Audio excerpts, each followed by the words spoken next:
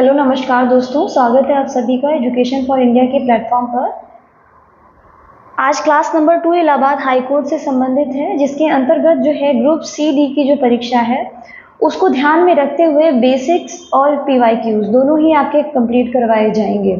तो चलिए शुरुआत करते हैं आज की क्लास की। तो पहले हम शुरुआत करेंगे, पीवाईक्यूज दिखाएंगे कि 2022 में किस तरह से क्वेश्चंस जो हैं हुए थे, आए थे, और किस तरह से हमें अब ये चैप्टर वाइज इसको लेके चलना है। इसमें मैंने आपको क्वेश्चंस भी इसलिए डाले कि ताकि आप जब भी चैप्टर क्वेश्चन को लेके पढ़ोगे तो आपको समझ में आएगा कि क्वेश्चन किस तरह से पूछा जाता है, क्योंकि प्रीवियस क्वेश्चन से ही हमें आगे के क्वेश्चन की जो है तरकीब पता चल पाती है और आयोग की मंशा पता चल जाती है कि हमें किस तरह से क्वेश्चंस जो है आगे और किस तरह से मिलेंगे या करेंगे। ठीक है, 2019 में देखा जाए तो पेपर थोड़ा इजी आया था, हिंदी को लेकर एक सिंगल शब्द में ही आया था, लेकिन इस बार इन्होंने क्या करा, 2022 के अंतर्गत इन्होंने क्या करा, मिलान के क्वेश्चन कर दिए। अब बताइए कि पूरी संज्ञा का पूरा एक क्वेश्चन, जैसे कि 5 प्रकार हो गए, ठीक है, अब इन प्रकारों को लेकर उन्होंने पूरा एक क्वेश्चन में डाल दिया। अब आप क्या करोगे, ठीक है, तो आपका जब तक बेसिक क्लियर नहीं होगा आप कर नहीं पाओगे ये क्वेश्चन। इसी चीज को देखते हुए मैंने प्रीवियस ईयर भी डाला और कंसाइज वे में आपको वो नोट्स प्रोवाइड करा रही हूँ जो मतलब एग्जाम टाइम भी कम है और आप फटाफट उसकी प्रैक्टिस भी कर पाओ, चैप्टर भी कंप्लीट हो जाए। ठीक है, इलाहाबाद हाईकोर्ट स्टेनोग्राफर 2022 के अंतर्गत जो मिलान के अंतर्गत आया था, और ये दिमाग में रखिएगा क्वेश्चन इसी तरह से ही आएंगे। आपका पूरा बेसिक जो है एकदम कंप्लीट होना चाहिए अच्छे से, तभी आप ये क्वेश्चन जो है कर पाएंगे। ठीक है, तो ये सर्वनाम का क्वेश्चन था। इसके अलावा यहाँ पर आप देख सकते हैं कि संज्ञा से ये क्वेश्चन पूछा गया था, जातिवाचक संज्ञा के अंतर्गत पूछा गया था इलाहाबाद हाईकोर्ट ARO के अंतर्गत, जो कि 2016 के अंतर्गत पूछा गया था। यहां हम देख सकते हैं जातिवाचक संज्ञा, ठीक है, फिर से पूछा गया था और ये 2022 की परीक्षा के अंतर्गत इलाहाबाद हाईकोर्ट स्टेनोग्राफर के अंतर्गत पूछा गया था। वहीं इसके अलावा भी जो और भी किसी भी मतलब विभाग ने, किसी भी आयोग ने स्टेनोग्राफर को लेकर या ग्रुप C या D को लेकर जो भी क्वेश्चन अब तक करवाए हैं इस चैप्टर संज्ञा को लेकर, क्योंकि आज हम संज्ञा पढ़ेंगे और इसमें मैंने सभी आयोग के जो प्रश्न हैं उनको भी इंक्लूड किया है, ताकि आपकी पढ़ाई सिर्फ अच्छी नहीं बेहतर से बेहतर हो जाए। ठीक है, तो ये UP PCL में भी पूछा गया था। वहीं आगे हम बढ़ेंगे तो ये हाईकोर्ट असिस्टेंट RO की शिफ्ट सेकेंड में जो है, और इसके अलावा DSSC, ठीक है, इसमें भी यही सेम क्वेश्चन जो है पूछा जा चुका है। ठीक है, तो चलिए हम शुरुआत करते हैं चैप्टर से। आज हम पढ़ेंगे संज्ञा और फिर उसके बाद हम सॉल्यूशन करेंगे इन सभी क्वेश्चंस। तो सबसे पहले हम जानते हैं कि संज्ञा होती क्या है। तो शुरुआत करेंगे संज्ञा की परिभाषा से। देखिए, संज्ञा का जो शाब्दिक अर्थ होता है वो होता है नाम। ठीक है, नाम वो किसी भी चीज का भी हो सकता है, किसी व्यक्ति का भी हो सकता है, किसी स्थान का भी हो सकता है, ठीक है, किसी जगह का भी हो सकता है, किसी वस्तु का भी हो सकता है, किसी भाव का भी हो सकता है, किसी का भी हो सकता है। तो हम वहां पे संज्ञा से हम निकाल के लाते हैं कि संज्ञा क्या होती है। अगर हम परिभाषा के रूप में इसी चीज को देखें तो किसी प्राणी, वस्तु, स्थान, भाव आदि नाम ही उसकी संज्ञा जो है कही जाती है। ठीक है, जिसे इंग्लिश में सब्जेक्ट कहेंगे, इंग्लिश में नाउन कहेंगे। ठीक है, आगे बढ़ते हैं।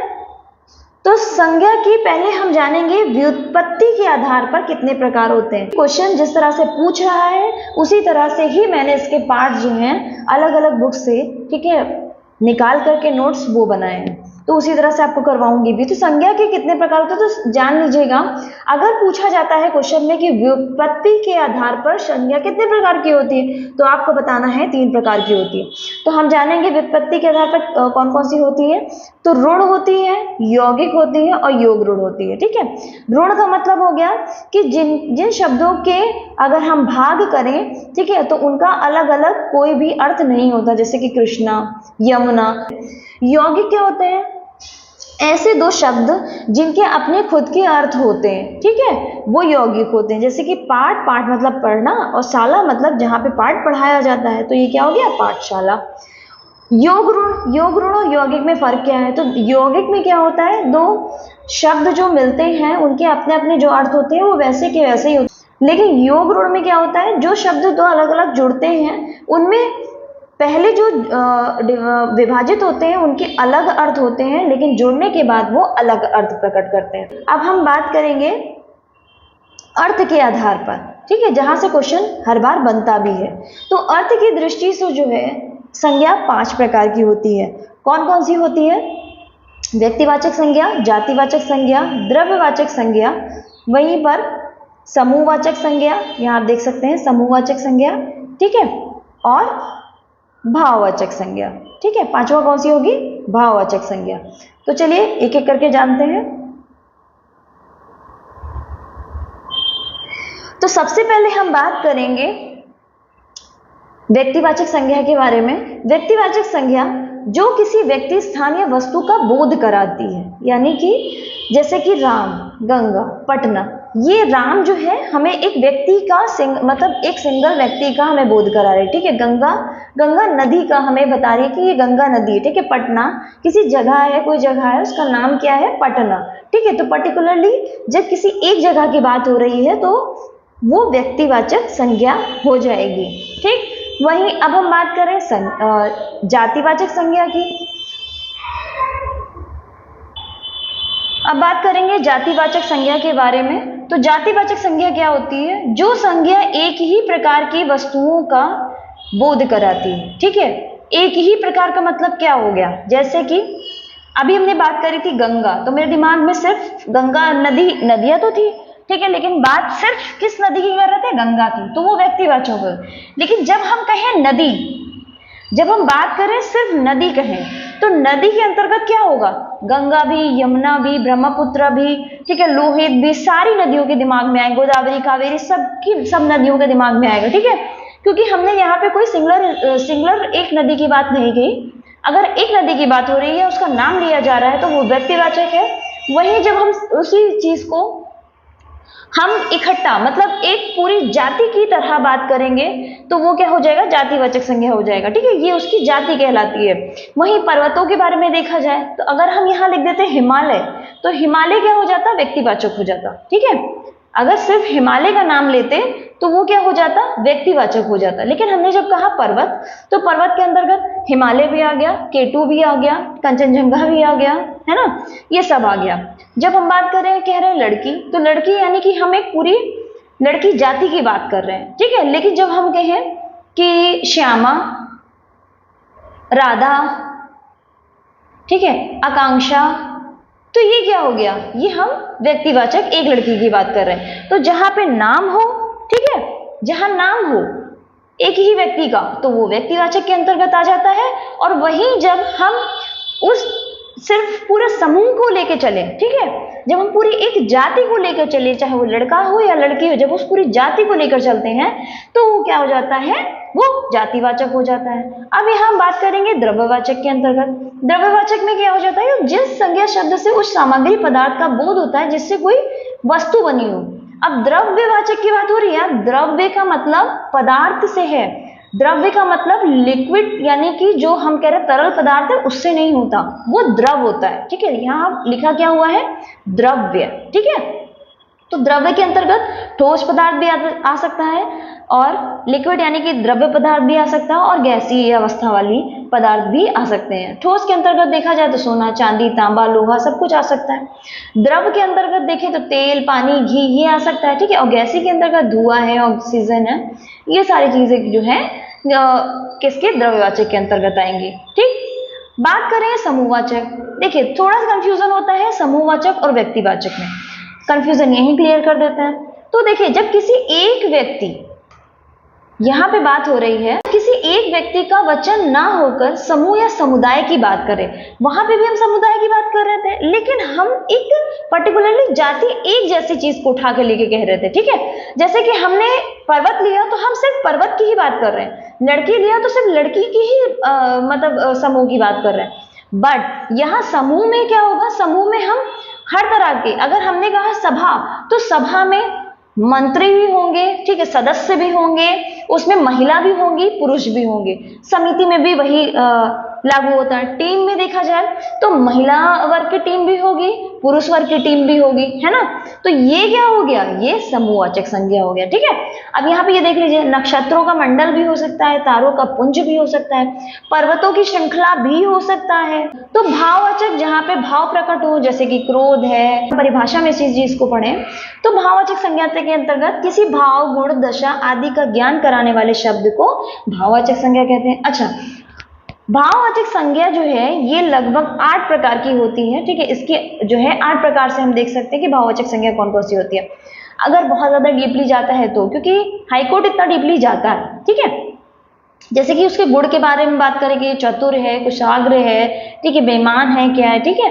भाव की बात करें कि कृपण है, मित्रता भाव है, ठीक है, या फिर क्रोध भाव है, ठीक। अवस्था की बात करें तो अवस्था के अंतर्गत जवानी है, बुढ़ापा है। माप की बात करें तो ऊंचाई है, चौड़ाई है।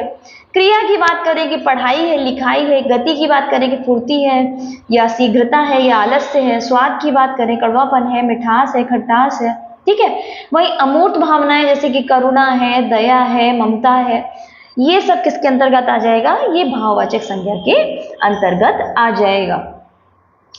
आगे हम बात करते हैं कि संज्ञाओं का विशिष्ट प्रयोग कैसे होता है। ये तो आपने बहुत सिंपल सी चीजें पढ़ी कि भाई व्युत्पत्ति के आधार पर, फिर अर्थ के आधार पर, सिंपल सा हो, बहुत ही सिंपल सी चीजें हैं, बहुत टफ नहीं है संज्ञा, बस लेकिन आपको पढ़ने की, इसको कंठस्थ करने की जरूरत है, ठीक है। चलिए अब हम देखते हैं कि इसका विशिष्ट प्रयोग कैसे होता है। जैसे व्यक्तिवाचक संज्ञा का जातिवाचक के रूप में, आज के युग में भी हरिश्चंद्रों की कमी नहीं है। देखिए हरिश्चंद्र जी जो थे व्यक्तिवाचक के अंतर्गत आएंगे। एक पुरुष हैं जो कि सत्यवादी कहे जाते थे, हमेशा सत्य बोलते थे, लेकिन यहाँ पर व्यक्तिवाचक यानी कि हरिश्चंद्र जी को एक जातिवाचक के रूप में प्रयोग किया गया। क्योंकि कैसे, जैसे कि आज के युग में भी हरिश्चंद्रों की कमी नहीं है, यहाँ हरिश्चंद्र जी की बात नहीं हो रही, या हरिश्चंद्र जी के स्वभाव की बात हो रही है कि हरिश्चंद्र जी जो हमेशा सत्य बोलते थे, आज के युग में भी इसी तरह के जो लोग हैं सत्य बोलने वाले हैं, ठीक है। तो सत्यनिष्ठ व्यक्तियों की तरफ जो बोध करा रहा है वो जातिवाचक का, ठीक है, बोधक हो गया। समझ में आ गया, ठीक है। अब आगे बात करते हैं। आगे हम बात करें तो जातिवाचक संज्ञा का प्रयोग व्यक्तिवाचक में कैसे करते हैं। जैसे कि गोस्वामी, ठीक है, गोस्वामी जी ने रामचरितमानस की रचना की थी, ठीक है। हम यहाँ पे देख सकते हैं कि गोस्वामी जो है एक तरह की जाति होती है, ठीक है।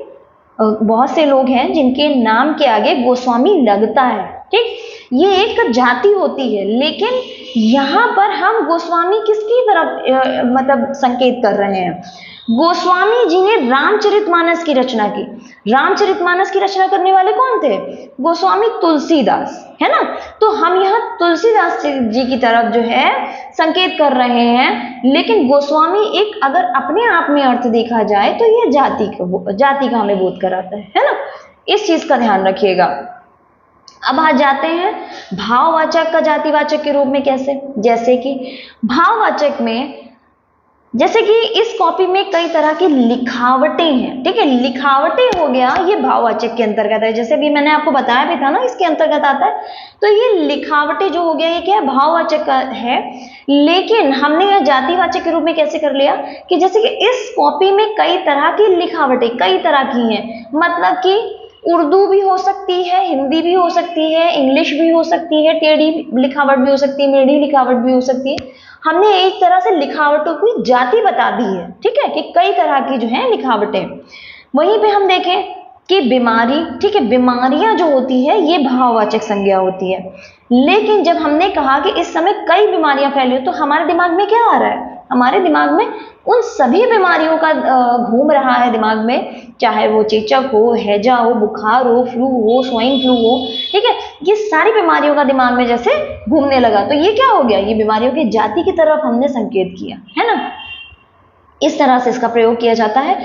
ध्यान से देखिएगा और इस क्लास को 2 बार 3 बार रिपीट जरूर कर लीजिएगा, तो आपको अच्छे से समझ में आ जाएगा। विशेषण का प्रयोग संज्ञा के रूप में कैसे करते हैं। जैसे कि वह बहुत गरीब है, ठीक है, तो गरीब क्या है, वह का विशेषण है। वह क्या हो गया? विशेष्य हो गया। तो विशेषण क्या होता है? विशेषण विशेष्य की विशेषता बताने वाले को विशेषण कहा जाता है। तो गरीब क्या है? गरीब एक विशेषण है। लेकिन वही दूसरे एग्जाम्पल में देखें तो इसको संज्ञा के रूप में कैसे प्रयोग किया?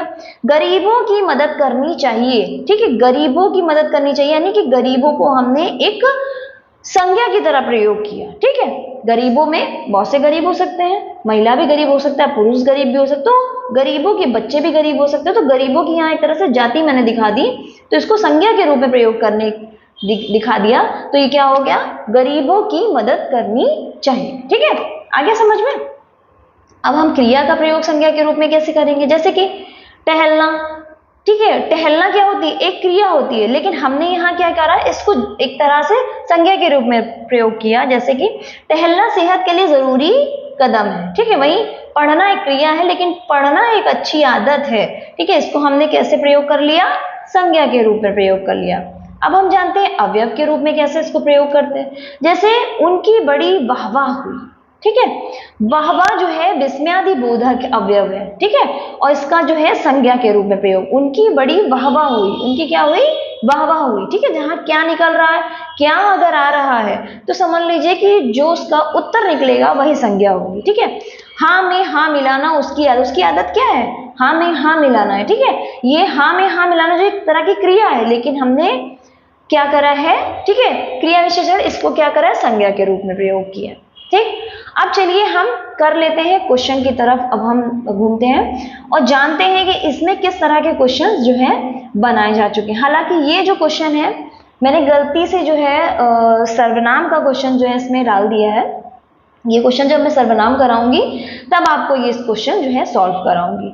ठीक है, चलिए अभी हम दूसरे क्वेश्चन की तरफ बढ़ते हैं। क्वेश्चन है कि इनमें से कौन सा शब्द जातिवाचक संज्ञा है, जो कि इलाहाबाद एआरओ 2016 में पूछा गया था। ठीक है, पर्वत, मिठास, कर्मचारी या गंगा। हमने बताया भी था आपको जैसे कि पर्वत जो है ये जातिवाचक संज्ञा के अंतर्गत आएगा।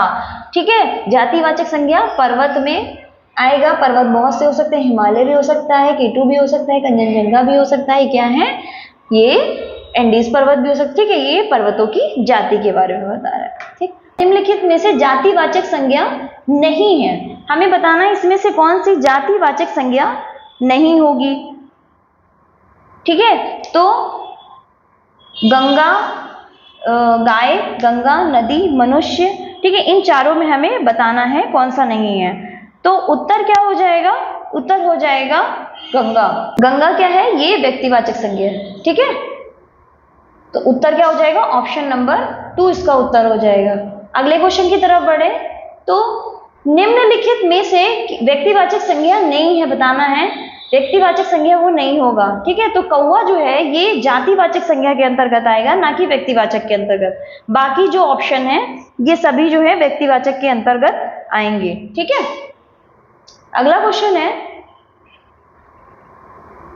दिए गए शब्द की भाववाचक संज्ञा ज्ञात कीजिए। हमें बताना है इसमें भाववाचक संज्ञा कौन सी है।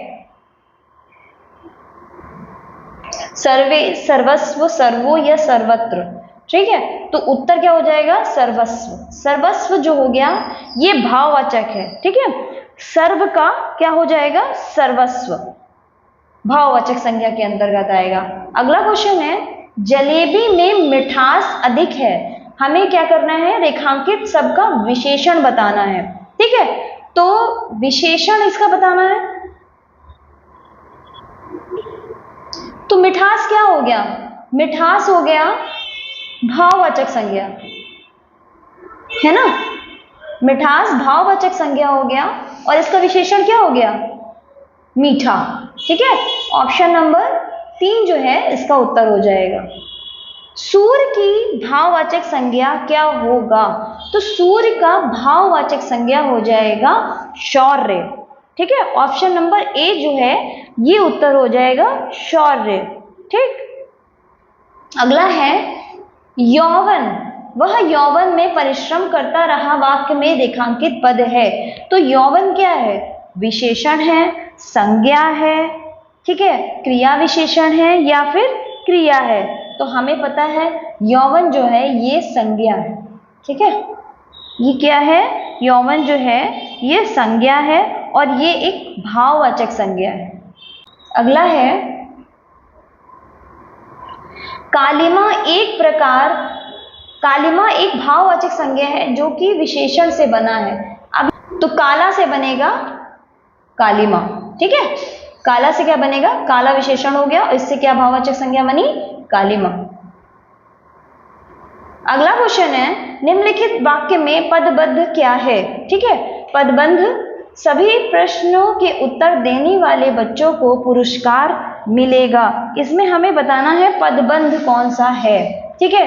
पुरस्कार मिलेगा सभी प्रश्नों के उत्तर देने वाले बच्चे, सभी प्रश्नों के उत्तर या बच्चों को। तो उत्तर अगर देखा जाए तो ऑप्शन नंबर 2 जो है इसका उत्तर हो जाएगा।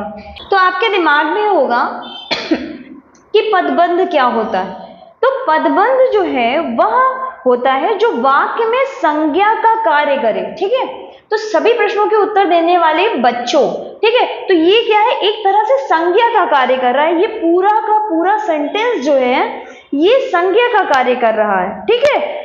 ये भी कह सकते हैं कि पदबंध का जो अंतिम अथवा शीर्ष जो शब्द होता है यदि संज्ञा हो और अन्य सभी पद जो है उसी पर आश्रित हो तो वो संज्ञा पदबंध कहलाता है। मतलब कि सभी प्रश्नों के उत्तर देने वाले बच्चों को पुरस्कार मिला, तो पुरस्कार किसको मिला? ठीक है, ये निर्भर किस पे करता है? सभी बच्चों, उन सब बच्चों को जो सभी प्रश्नों के उत्तर दिए, ठीक है, उनको पुरस्कार मिला। तो ये क्या है? इस पे आश्रित है। तो ये क्या हो गया? ये संज्ञा पदबंध हो गया। समझ में आया? तो ये थी हमारी आज की संज्ञा की क्लास, जिसमें हमने आपके जो क्वेश्चंस लिए थे ये सोच के नहीं लिया कि सिर्फ और सिर्फ इलाहाबाद का करवाऊं। मैंने इसमें इलाहाबाद हाईकोर्ट के स्टेनोग्राफर का जो पूछा, जो पीए में भी पूछ गया है, ठीक है, इसके अलावा यूपी पीसीएल के भी स्टेनो में जो पूछ चुका है। यहाँ तक मेरा मन था कि मैं यूपी ट्रिपल एससी के भी स्टेनो में जो भी क्वेश्चन इस चैप्टर से पूछे जा चुके वो भी इंक्लूड करूँ। हालांकि उसको प्रैक्टिस में मैं इंक्लूड करूंगी, उसके लिए आप परेशान मत होइए। तो ये हमारा पूरा चैप्टर जो है संज्ञा से रिलेटेड था। तो ये संज्ञा का था। जल्दी जल्दी मैं पूरी कोशिश कर रही हूँ कि सारी आपकी हिंदी कंप्लीट करा दूं ताकि हिंदी का क्वेश्चन यहाँ से कहीं पे भी बाहर ना जाए, ठीक है। तो मिलते हैं अगली क्लास में, और कैसी लगी क्लास ये भी बताइएगा, और प्लीज इसको शेयर सब्सक्राइब करना मत भूलिए। हम मेहनत कर रहे हैं तो हमारी मेहनत का फल बस इतना ही है कि आप इसको ज्यादा से ज्यादा अपने दोस्तों तक पहुंचाएं। तो नमस्कार, मिलते हैं अगली क्लास में।